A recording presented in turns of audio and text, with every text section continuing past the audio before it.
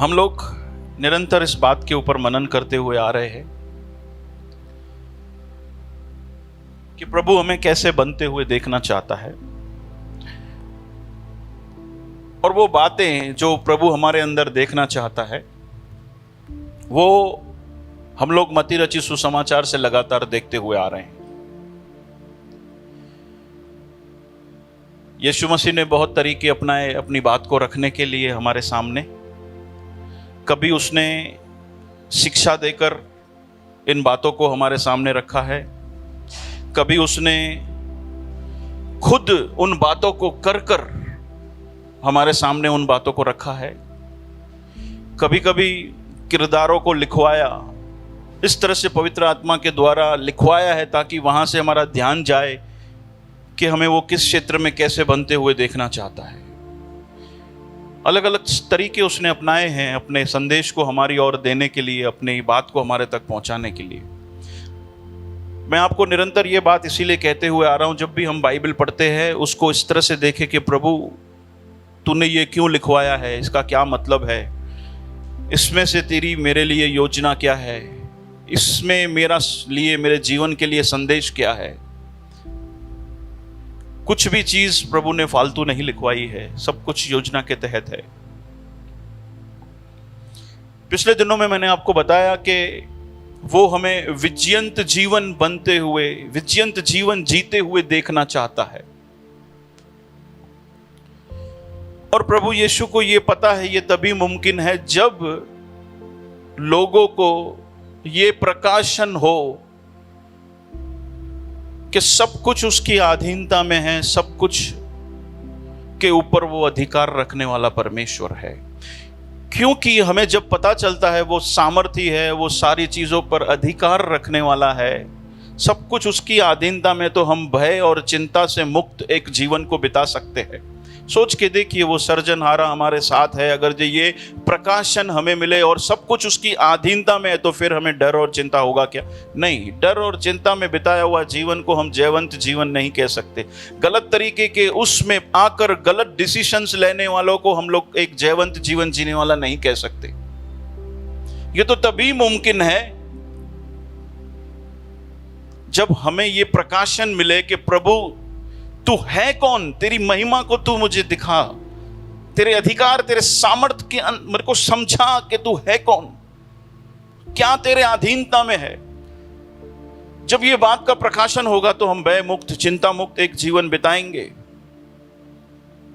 जब हमें पता चलता है कि सब कुछ उसके अधीनता में तो हम नम्र बनेंगे, मैंने आपको सिखाया था। और नम्रता के ऊपर वचन कहता है जो लोग नम्र हैं उनके ऊपर वो ग्रेस देता है, और ग्रेस हमारी सहायता करता है पाप के ऊपर जयवंत होने के लिए। मैंने आपको बताया। जब हमें पता चलता है कि कौन हमारे साथ है तो हम बोल्ड बनते हैं, हम कमजोर नहीं बनते। हम लोग जरूर अपने आप को कहेंगे हम कुछ नहीं है, लेकिन साथ में हमारे अंदर एक और बोल्डनेस आएगी कि हमारे साथ कौन है।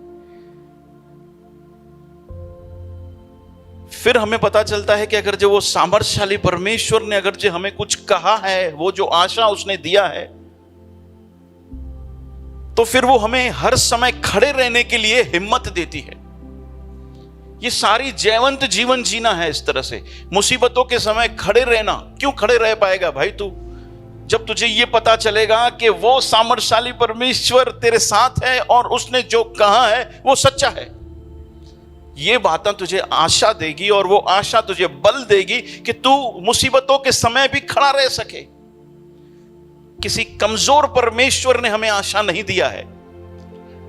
हमें जब उसके बारे में ये प्रकाशन होगा कि वो है कौन, सब कुछ उसकी अधीनता में है, वो अधिकारी है, तो उस जो आशा उसने हमें दी है उसके ऊपर हम विश्वास कर पाएंगे। और वो आशा, हम जानते हैं कि वो आशा ही है जो हमें खड़े रहने के लिए हिम्मत देती है। जब लोग हमारा बुरा करते हैं हम लोग उनका बुरा नहीं करते। क्यों?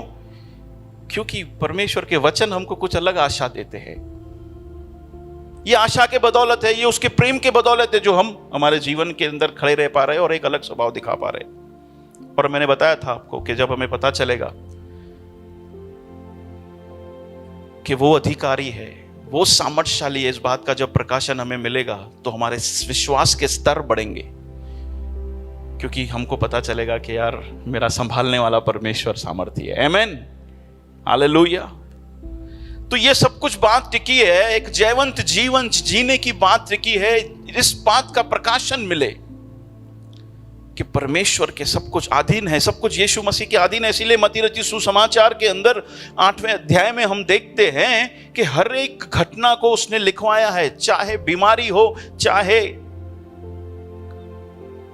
शैतान की सेना हो, चाहे क्या बोलेंगे हम उसको, वातावरण हो, कुछ भी हो, सृष्टि हो, सबके ऊपर यीशु का अधिकार है। उसने वहां पर एक ही 8वें अध्याय में सारी बातों को लिखवाकर हमें यह बात दिखाया है, और वो चाहता है कि यह प्रकाशन हमें मिले ताकि एक जयवंत जीवन जीने के लिए हमारी सहायता हो। आमेन। उसके दिल के अंदर यह है कि उसके बच्चे हारा हुआ जीवन ना जिए,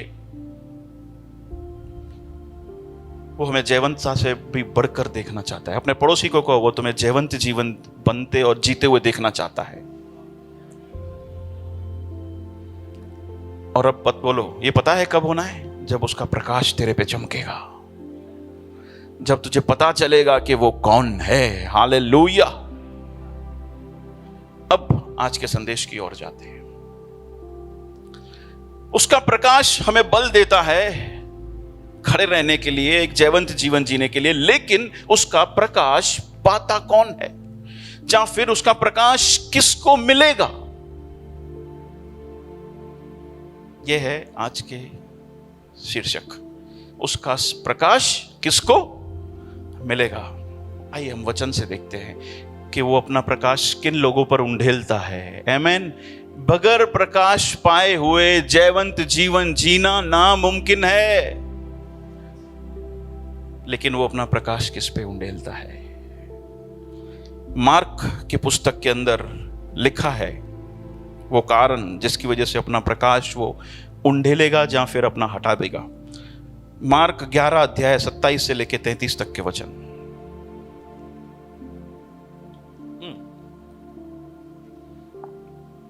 ओके। वे फिर यरूशलेम में आए। जब यीशु मंदिर में टहल रहे थे, तब महापुरोहितों, शास्त्री और धर्मवृद्धों उनके पास आए। उन्होंने यीशु से प्रश्न किया, आप किस अधिकार से यह कार्य कर रहे हैं? किसने आपको यह सब करने का अधिकार दिया है? यह सवाल पूछ रहे हैं। प्रभु बता, तेरा राज, तू किस अधिकार से यह सब कुछ कर रहा है? एक तो उसके अंदर यह सवाल है, दूसरा उनके दिल के अंदर यह भी सवाल है, तू होता कौन है? क्यों ये लोग ऐसा सवाल कर रहे थे? क्योंकि ये लोग देख रहे थे कि यीशु मसीह के जीवन से कुछ अनोखा बह रहा है, बड़े बड़े चिन्ह और चमत्कार हो रहे हैं। ये अपना अधिकार दिखा रहा है, जबकि मंदिर में लोग लेन देन कर रहे हैं, कबूतर बेच रहे हैं, उनको बाहर निकाल रहे हैं, और ये बोल रहे हैं तू होता कौन है ये सब कुछ करने वाला? तुझे ये सारा अधिकार किसने दिया? बहुत सारे सवाल हैं इन शास्त्रियों, धर्मवृद्धों, फरीसियों के दिल के अंदर। यीशु ने उन्हें उत्तर दिया, मैं आप लोगों से एक प्रश्न पूछता हूं, यदि आप मुझे इसका उत्तर देंगे तो मैं भी आपको बता दूंगा कि मैं किस अधिकार से यह कार्य करता हूं। सोच के देखिए, अगर यीशु मसीह उनको यह बता दे कि मैं किस अधिकार से यह कार्य करता हूं, तो उनके लिए लॉटरी है कि नहीं? हाँ, उनके लिए लॉटरी है, क्योंकि वो यहूदी लोग। अगर जो उनको यह बता दिया जाता, सबूत दे दिए जाते, हालांकि सबूत तो दे दिए थे, उनकी आंखें बंद थी, वो बताऊंगा क्यों, लेकिन प्रभु वहां पर उसको बता देता अगर जे, तो उनकी लॉटरी लग जाती। लेकिन लगी नहीं ना। क्यों लगी? यीशु ने उन्हें उत्तर दिया, मैं आप लोगों से एक प्रश्न पूछता हूं, यदि आप मुझे इसका उत्तर देंगे तो मैं भी आपको बता दूंगा कि मैं किस अधिकार से यह कार्य करता हूं। यूहन्ना का बपतिस्मा स्वर्ग की ओर से था या मनुष्य की ओर से? आप मुझे उत्तर दीजिए। Okay, next. वे ये कहते हुए आपस में तर्क वितर्क करने लगे, आपस में बातें कर रहे। यदि हम कहें स्वर्ग की ओर से, तो वो कहेंगे, तब आप लोगों ने यूहन्ना पर विश्वास क्यों न किया? यदि हम कहें मनुष्य की ओर से, तो वे जानते थे, जनता से डरते थे, ओके सॉरी, वे जनता से डरते थे क्योंकि सब लोग मानते थे कि यूहन्ना सचमुच नबी है। इसीलिए उन्होंने यीशु को उत्तर दिया, हम नहीं जानते। आपस में वाद विवाद कर रहे हैं, आपस में वाद विवाद करके इनको क्या बोलना है? देखो उनका दिल का हालत देखो, अपने आप से ही चीटिंग कर रहे हैं वो लोग। हैं कौन? धर्मगुरु, लेकिन चीटिंग अपने आप से कर रहे हैं, अपने आप के साथ ही ईमानदार नहीं है। इस पर यीशु ने उनसे कहा, जाओ, तब मैं भी आप लोगों को नहीं बताऊंगा कि मैं किस अधिकार से यह कार्य कर रहा हूं। इसका मतलब है कि प्रकाश रुक गया। यीशु ने बोला, नहीं बताना है, जाओ, नहीं देना है मुझे तुमको प्रकाश। मैं जानता हूं एक जयवंत जीवन जीने के लिए तुम्हें प्रकाश की जरूरत है, लेकिन मैं तुम्हें वो प्रकाश नहीं दूंगा। क्यों? क्योंकि तुम खुद के साथ ईमानदार नहीं हो। यह है कारण।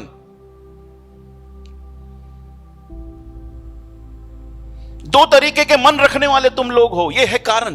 दो तरीके का जीवन जीने में इंटरेस्ट रखते हो, यह है तुम्हारा कारण। तुम्हारे दिल के अंदर तुम अपने आप को जांच नहीं पा रहे हो कि तुम्हारा जीवन कैसा है, यह है कारण। शॉर्ट में कहूं तो प्रभु कह रहा है, तुम लोग ढोंगी हो। ढोंग की वजह से मैं तुमको नहीं बताऊंगा, क्योंकि तुम मेरे पास आए तो सही, लेकिन तुम्हारा हृदय जो है वो एक समान नहीं है। तुम दो नाव के अंदर सवार हो। मेरे प्यारो,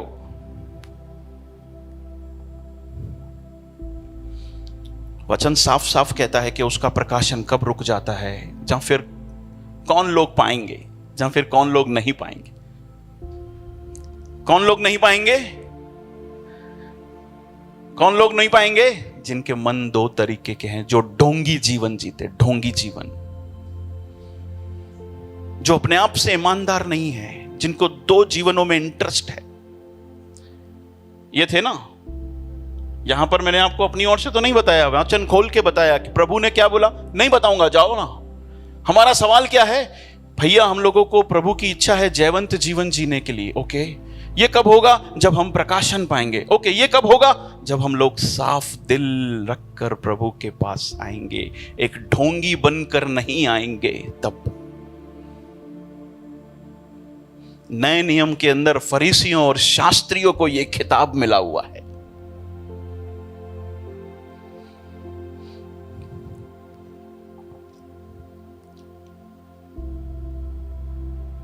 इनको पहचानना बड़ा मुश्किल है।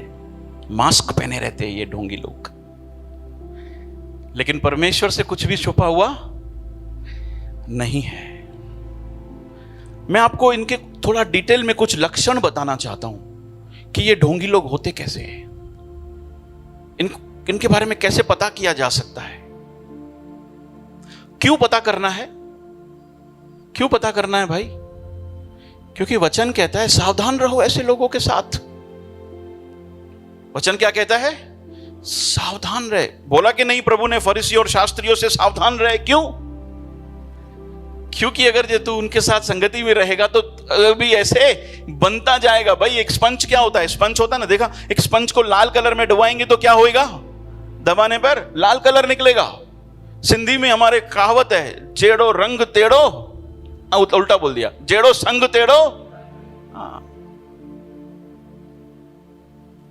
तो ये तो होना है भैया, जिसके आप कनेक्टेड में हो वैसा अंदर तुम कर रहे, अंदर क्या कहेगा? बहेगा।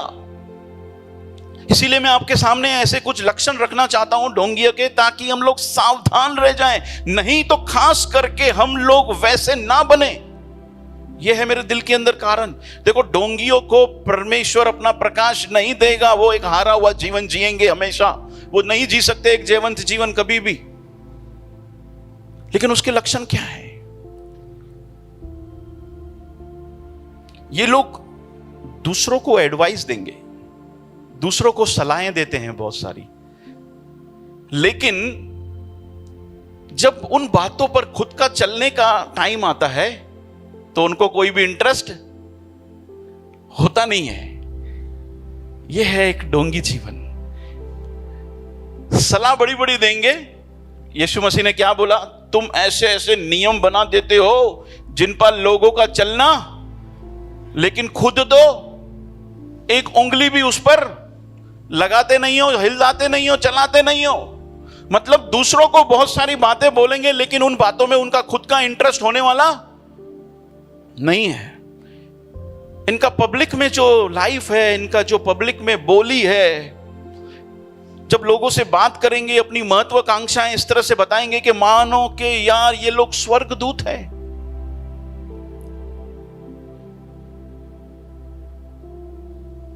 पब्लिक में ऐसा जीवन जिएंगे, मीठा मीठा बोलेंगे, जोरदार घनश्याम, लेकिन पीछे प्राइवेट में एक अलग जीवन जीते जब कोई नहीं देखता। तो यह है ढोंगी लोगों का जीवन। ये लोग बातें धार्मिकता की करेंगे, आत्मिक करेंगे, जब भी देखो प्रभु प्रभु की बातें करेंगे, लेकिन जिएंगे एक शर्मनाक जीवन। मैंने आपको पहले ही बताया कि इनके चेहरे पे मास्क लगा हुआ है, इनको पहचानना आसान नहीं है। इनको पहचानना आसान नहीं है। ये आते इस तरह से हैं हमारे सामने, लेकिन प्रभु ने कहा सावधान रहो। इसीलिए हम लोग सीख रहे हैं। हमारे सीखने के पीछे का कारण ये है कि हम लोग एक तो ना बने ऐसा, दूसरा ऐसे लोगों से सावधान रहें भाई। ये हमारे प्रभु की इच्छा से हमें दूर लेकर जाएंगे। आमीन। क्या करेंगे?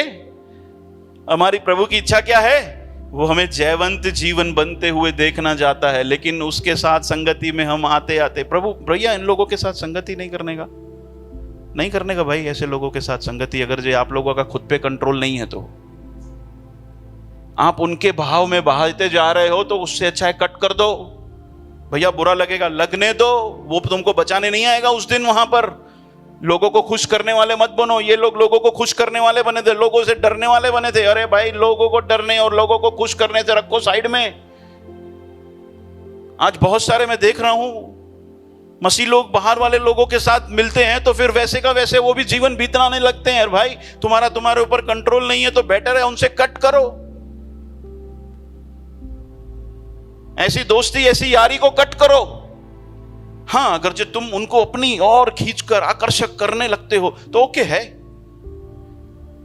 वरना तो छोड़ दो, संगति तोड़ दो। अच्छा है, संगति तुम्हारे जीवन से, तुम्हारे प्रभु की इच्छा से बढ़कर नहीं है। सामने होंगे तो वो तारीफ करेंगे, अच्छा अच्छा बोलेंगे, लेकिन पीछे सजो नहीं पच्चर कंदे, पीठ पीछे वो बोलेंगे एकदम बुरा बुरा। यह है ढोंगी लोगों का जीवन। इन लोगों को अपनी बात को बदलने में, फेवर पाने के लिए, अपना काम हो बदलने में बिल्कुल देरी नहीं लगती। जो भी बिल्कुल लोटे वांगुर ये लोटो ही है सफा, सुन इन्हें मतलब यार कभी भी बदल सकता है। अविश्वास योग्य लोग हैं ये। सामने होंगे तो अलग है, लेकिन पीठ पीछे कभी भी चुरा भोगने के लिए इनको प्रॉब्लम नहीं होगा। ये ढोंगी लोगों का जीवन है। संभाल के रहना है इनके साथ हमें। ये दिखाएंगे हमें लोगों की चिंता है, उनका भला हो, लेकिन पीछे ही पीछे स्वार्थ छुपा है, पता ही नहीं है। अपना काम निकालने के लिए हमको इस्तेमाल करेंगे। यह है ढोंगी लोगों का जीवन। पड़ी नहीं है बिल्कुल, इज्जत वगैरह है नहीं। पीछे तो गालियां देंगे, लेकिन सामने आएंगे तो अच्छा अच्छा बोलेंगे। काम फंसा है, स्वार्थता छुपी हुई है। यह है ढोंगी लोगों का जीवन। अधीनता है हमारी आप प्रभु में। हम लोग अगुओं के अधीन हैं, लेकिन अधीन छोड़ो। अपनी चलाने वाले, बलवा करने वाले, जब भी मौका मिलता नहीं है अपनी चलाने वाले लोग हैं, बलवा करने वाले लोग हैं, गालियां देने वाले लोग हैं, बुराई करने वाले लोग हैं, लेकिन कहेंगे हम लोग अधीन हैं। दो तरीके का जीवन, उसी कहते हैं ना ढोंगी जीवन। दो तरीके का जीवन, एक मन वाला ना जीवन। कौन सा?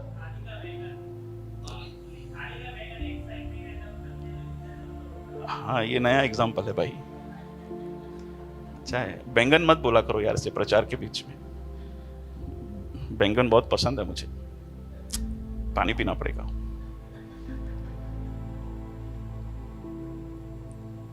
हंसाना जरूरी है, वरना बहुत सारे लोग जैसे आज आए नहीं, फिर दूसरे वक्त आप भी नहीं आओगे।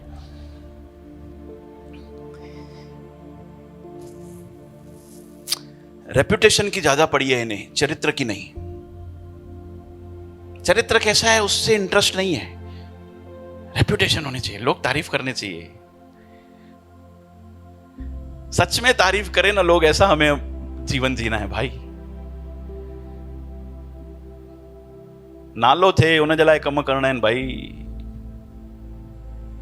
नहीं भाई, चरित्र की ओर ध्यान देना। हम लोग चरित्र की नहीं पड़ी होती इन्हें, नाम की बड़ी पड़ी रहती है। रीति रिवाज अच्छी तरह से फॉलो करेंगे, है ना, रीति रिवाज अच्छी तरह से फॉलो करेंगे, दान दशमांश देंगे, चर्च बरोबर आएंगे, लेकिन परमेश्वर से काफी दूर है, परमेश्वर के स्वभाव से कोई लेना देना नहीं है। जैसे फरीसी और शास्त्री लोग थे, पुदीने का दशमांश देते थे, सौंफ बरोबर कितना हुआ, 10 किलो मिला, चलो 1 किलो प्रभु का है, दिखाते थे, वाह वाह जोरदार यार, ईमानदार मानू दई, ईमानदार है ये तो यार। रीति रिवाज बरोबर फॉलो करते, लेकिन प्रभु के स्वभाव, प्रभु के प्यार, उसकी दया को भूल बैठे। यह है ढोंगी लोगों का जीवन। पता है ढोंगी एक और बाइबल के अंदर है, कौन है? एक और है सबसे बड़ा ढोंगी, शैतान। कौन है? भैया शैतान ढोंगी है, हाँ वो ढोंगी भी है। कहां हम लोग जयवंत जीवन जीने की बात को सीख रहे हैं और कहां जा रहे हैं। देखो ढोंगी बनकर आया था ना, अच्छा बनकर आया था ना आदम और हवा के पास, हाँ मन में तो उसको गिराने की थी बात, लेकिन दिखाया ऐसे जैसे कि मैं तुम्हारा भला चाहने वाला हूं। भाई तुम्हें मैं वो बात बताने आया हूं, तुम परमेश्वर के तुल्य बन जाओगे। अच्छी बात है कि नहीं भाई? परमेश्वर के तुल्य की बनाने की बात कर रहा है यार। तुम्हारा भला किसमें है, मैं तुमको बताने की बात करने के लिए आया हूं। तुमको पता है, तुम मुझे अपना सज्जन समझो। ढोंग का रूप धारण करके वो आया था। सोच के देखिए, प्रभु साथ है वो तो दूर की बात हो गई, अब ये ढोंग हमें शैतान के झुंड में खड़ा कर देता है। जयवंत जीवन जीना तो बड़ी दूर की बात है, प्रभु की इच्छा तो बड़ी दूर की बात है भाई। ये तो उसका एक दूत हमें बनाकर रख देता है ढोंग। मैं सोच रहा था कि जो ऐसा जीवन जीते हैं उनको क्या लगता है, परमेश्वर खुश होगा? हाँ, शाबाशी देगा, है? शाबाशी देगा, रिवॉर्ड देगा, बोलेगा हलिया स्वर्ग में।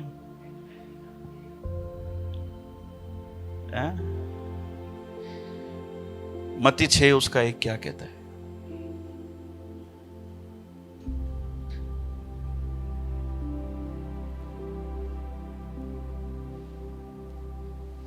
मत्ती 6 उसका 1 कहता है, सावधान रहो, लोगों का ध्यान आकर्षित करने के लिए अपने धार्मिक कार्य का प्रदर्शन न करो। लोग नहीं तुम्हारा ऑडियंस होने चाहिए भाई, परमेश्वर तुम्हारा ऑडियंस होना चाहिए, नहीं तो तुम अपने स्वर्गीय पिता से पुरस्कार से वंचित रह जाओगे। कुछ नहीं हासिल होने वाला भाई। जयवंत जीवन तो बड़ी दूर की बात है, शैतान के झुंड में जाकर हम लोग पड़ेंगे, उसके स्वभाव में बनते जाएंगे, उसकी सेना बनेंगे, उसका कार्य करेंगे। लगेगा हमें हम लोग प्रभु की ओर है, लेकिन शैतान भी बड़ा हंसेगा अपने स्वर्गदूतों के साथ। इसके तो सुठे नमूने सां जीअं मां आदम हवा के चरियो ठाहियो हुयो, हिनखे बि चरियो ठाहियो मांसि थी। हिनखे लॻे थो कि मां त मुंहिंजी सेना में आ, प्रभु जी सेना में आ, पर मुंहिंजी सेना में आ, मुंहिंजो कम तो करे, मेरा काम कर रहा है, मेरी ओर है। ये आसानी से लेकर जा रहा है बहुत सारे लोगों को, आसानी से पागल बना रहा है, आसानी से बेवकूफ बना रहा है शैतान सबको। परमेश्वर कोई शाबाशी देने वाला नहीं है ऐसे स्वभाव वालों को भाई। मैं सोच रहा था जो ऐसे पीछे बुराई करते हैं, ऐसा जीवन जीते हैं, लोगों के सामने अच्छा बनने की कोशिश करते हैं, उनको क्या लगता है? उनको लगता क्या है? किसी को पता नहीं चलेगा भाई। एक वचन देखते हैं, थोड़ी आंखें खुल जाए हमारी। लूका रचित सुसमाचार 12 उसका 2, देखो क्या कहता है।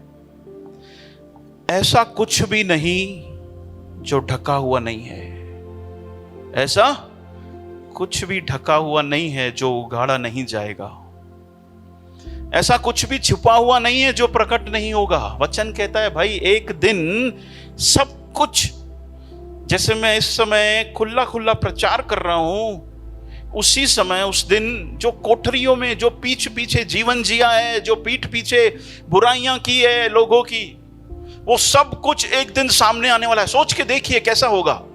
मैंने लीला बहन के लिए बहुत बुरा बोला है। सामने आता हूं तो बोलता लीला बहन तुम कितने अच्छे हो, तुम्हारे जैसी सास मैंने देखी नहीं है, और पीछे पीछे बोल रहा हूं हेड़ी सास तक इनके मिले ही नहीं। भैया ऐसे बोल रहे थे पीछे आप मेरे, सोच के देखिए कैसे सबके सामने ओपन होने वाला है। ये सबके सामने इसे टीवी लगाई जाएगी और दिखाया जाएगा ये था लतीश भाई का ओरिजिनल जीवन और ये था लतीश भाई का पुलपिट जीवन। डर की बात है कि नहीं? कैसा हो, कैसा लगे हैं?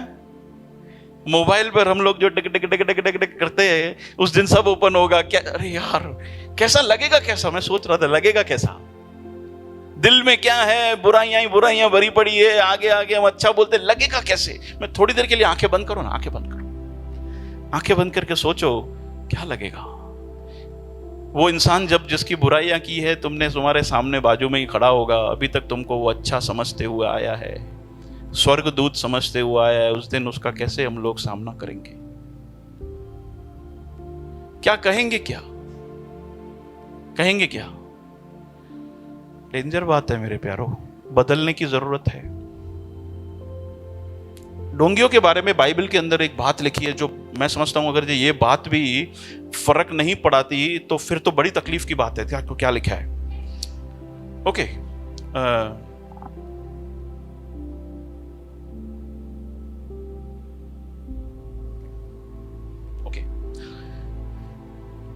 बाइबल के अंदर ढोंगियों के बारे में एक भयंकर बात लिखी है। क्या लिखा है मैं आपको बताना चाहता हूं, शायद ये बात फर्क पड़ जाए उन लोगों को जो लोग इस तरीके का जीवन जी रहे हैं। ये लिखा है मत्ती रचित सुसमाचार 15 अध्याय से लेके 7 से लेके 9 वचन। ठीक है, क्या लिखा है देखो, ये ढोंगियों के बारे में लिखा है।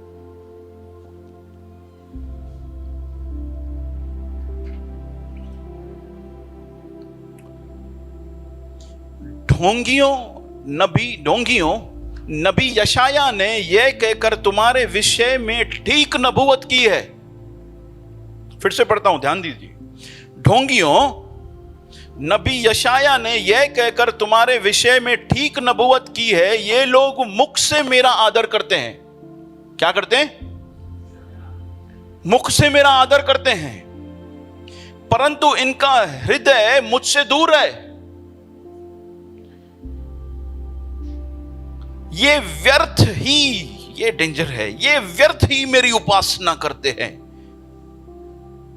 फिर से पढ़ता हूं, ढोंगियों नबी यशाया ने यह कहकर तुम्हारे विषय में ठीक नबूवत की है, ये लोग मुख से मेरा आदर करते हैं, जीवन इनका वैसे नहीं है। इसका मतलब है जीते जैसे चाहे वैसे जीते हैं, आराधना करने आते हैं, दान दशमांश देते हैं, चर्च आते हैं, लेकिन जीवन वैसा नहीं है। अंदर बैर पड़ा है, बुराइयां पड़ी है, रीति रिवाजों को तो बड़ा ध्यान देते हैं, लेकिन जीवन चरित्र पे ध्यान नहीं है।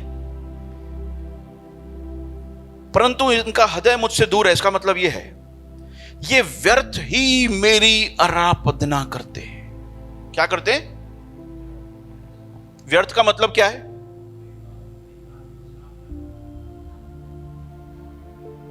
फर्क पड़ता है।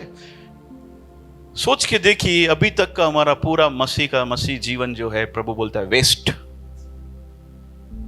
देखूंगा भी नहीं तुम्हें, व्यर्थ सब कुछ। यहां पर भजन आकर गाना, आराधना करना वेस्ट। आराधना व्यर्थ बना देती है ढोंगी की वजह से। मेरे प्यारो समझिए, इस बात को हमें समझने की जरूरत है। ढोंगीपन हमारी आराधना को बिल्कुल खत्म कर देता है, हमारा प्रभु के साथ का रिश्ता बिल्कुल खत्म कर देता है। अपना मुख मानो परमेश्वर हमारी ओर से मोड़ के चला जाता है, अपनी उपस्थिति को हमारे सिर छोड़कर चला जाता है, फिर बचा क्या हमारे जीवन में? कुछ बचा क्या? कुछ सुंदर कहने के लिए बचा क्या? फिर नहीं मेरे प्यारो। फिर हम लोग जी सकते हैं एक जयवंत जीवन बगैर परमेश्वर के क्या? आशा भी कर सकते हैं क्या मेरे जीवन से कुछ सुंदरता बहे? नहीं, कुछ भी नहीं हम आशा कर सकते अगर जब परमेश्वर हमारे साथ नहीं है तो। आज क्यों बाहर दुनिया में बहुत सारे लोगों का हिसाब किताब ऐसा है? क्यों? क्योंकि परमेश्वर साथ नहीं है। बहुत सारे लोगों का जीवन आज ऐसा क्यों है? क्योंकि परमेश्वर का प्रकाशन उसके ऊपर नहीं है। परमेश्वर का प्रकाशन उन पे नहीं होने की वजह से एक हारा हुआ जीवन जी रहे हैं। और ये तो और डेंजर बात प्रभु ने कह दी कि तुम्हारी आराधना व्यर्थ है, वेस्ट है। नहीं देखूंगा तुम्हारी आराधना को, तुम्हारे चढ़ावे को, तुम्हारी भेंटों को, तुम्हारे बलिदानों को मुझे नहीं देखना, क्योंकि तुम एक समान जीवन जीने में इंटरेस्ट नहीं रखते हो। तुम दो तरीके का मन रखने वाले लोग हो, इसीलिए मैं तुम्हें नहीं देखूंगा। ये फरीसियों और शास्त्रियों की बात थी उस समय। मैं ये क्यों कह रहा हूं, क्यों सीख रहे हैं हम लोग? क्योंकि हमारे परमेश्वर की इच्छा है कि हम एक जयवंत जीवन भी है। ये तभी मुमकिन है जब हमारे ऊपर परमेश्वर का प्रकाश आएगा। और ये प्रकाश तब आएगा जब हम ढोंगी जीवन से बाहर निकलेंगे। हम देख रहे हैं फरीसियों और शास्त्रियों के ऊपर परमेश्वर का प्रकाश नहीं चमका, उसके लिए उसकी वजह से ये जीवन था। हम लोग सीख रहे हैं, मैं आपको ये बातें इसीलिए बता रहा हूं मेरे प्यारों। एक तो हमें उन्हें सावधान रहना है, दूसरा हमें वैसा नहीं बनना है। ऐसों के साथ संगति दूर भी करनी है। जो लोग सुधरने के लिए तैयार नहीं है उनको छोड़ देना अच्छा है। और तीसरा मेरे दिल के अंदर है कि हम लोग चेक करें अपने आप को।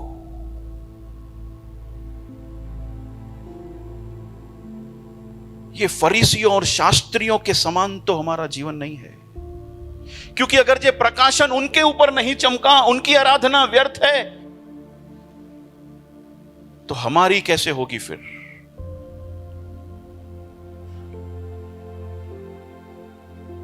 हमें अपने आप से सवाल करना चाहिए, हमें अपने आप को चेक करना चाहिए। मैं अपने आप को मसीह तो कहता हूं और बातें भी धार्मिकता की करता हूं, लेकिन क्या एक जयवंत जीवन में जी रहा हूं क्या? यह सवाल करना चाहिए अपने आप को। मैं अपने आप को मसीह तो कहता हूं, लेकिन मेरे जीवन की गवाही क्या है? यह चेक करना चाहिए अपने आप को। मैं अपने आप को मसीह तो कहता हूं,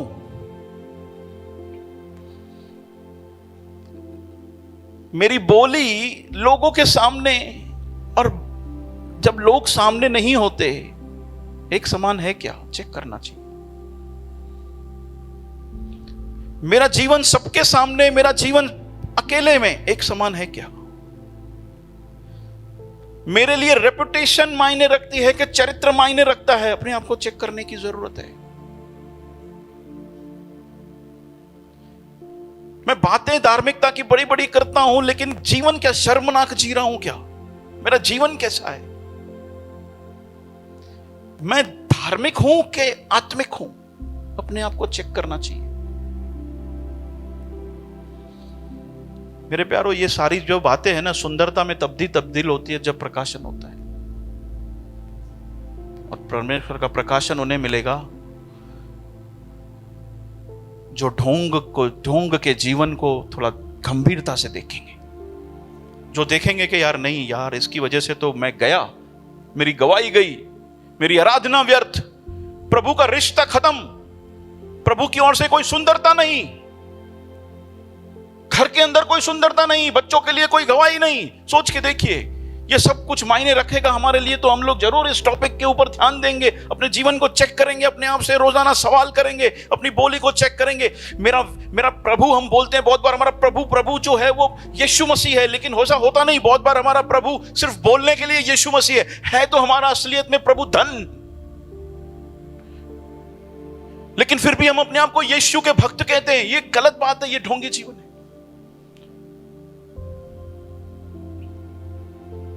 ढोंगियों को परमेश्वर का प्रकाश मिलने वाला नहीं है। ढोंगियों को, बोलो, ढोंगियों को प्रभु का प्रकाशन मिलने वाला,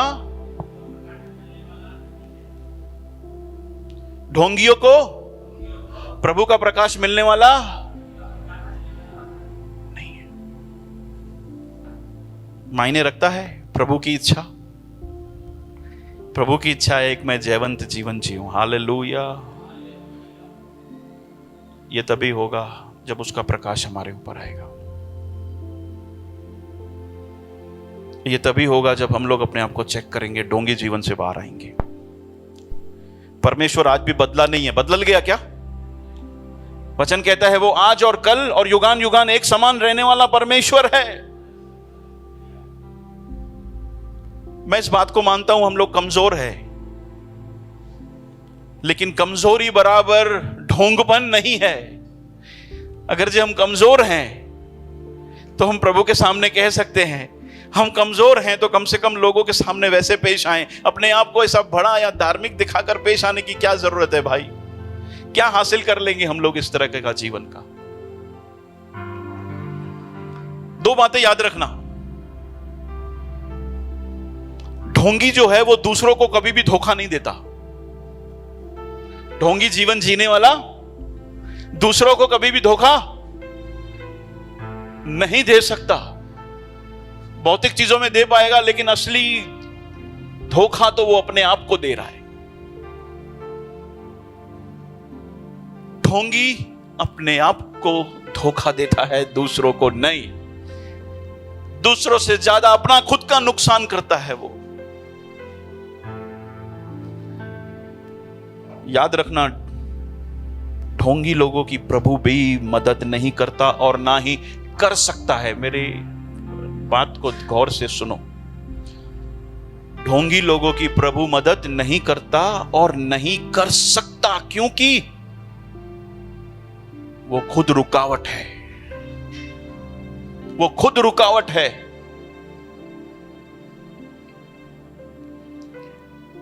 क्या सॉल्यूशन है भैया? भैया सॉल्यूशन क्या है? क्या करें? क्या करें भैया? चेक करें, चेक करें। और क्या करें भैया? एक्सेप्ट करें। क्या करें? माने। जब तक मानेंगे नहीं ना, तब तक तो गिरेंगे भी नहीं परमेश्वर के आगे। और जिस दिन गिरे ना परमेश्वर के आगे घुटनों पर, उस दिन उसकी रहमत की बारिश, हालेलुया, हमारे ऊपर आना शुरू हो जाएगी। अपना प्रकाश वो उंडेलना शुरू कर देगा। फिर वो रोकेगा नहीं अपने प्रकाश को, और उसका प्रकाश आपको एक जयवंत जीवन जीने के लिए सहायता करेगा। आमेन, हालेलुया। ये तभी होगा जब हम लोग सबसे पहले कहें, प्रभु मेरे अंदर है ये गंदापन। ये जब मानकर उसके सामने जाएंगे, उसका फेवर, उसका अनुग्रह हमारी सहायता करेगा। हालेलुया। लेकिन हम मानने के लिए तैयार नहीं हैं। मैंने कहा परमेश्वर की ओर से कोई मदद नहीं मिलने वाली। आने वाले समय में इसी टॉपिक को थोड़ा और देखेंगे। कुछ 4-5 पॉइंट थी, एक ही पॉइंट को मैं आज कवर की। थोड़ा और इसको थोड़ा और देखेंगे। ये इंपॉर्टेंट है। परमेश्वर की इच्छा है हम एक जयवंत जीवन जिएं। ये तभी मुमकिन है जब उसका प्रकाश हमारे ऊपर आता है। लेकिन उसका प्रकाश पाता कौन है? जो साफ दिल का इंसान है, दो तरीके का जीवन नहीं जीता, वो पाता है। ये एक पॉइंट आज मैंने कवर किया, एक पॉइंट हमने देखा। हम उसके ऊपर लगातार काम करें।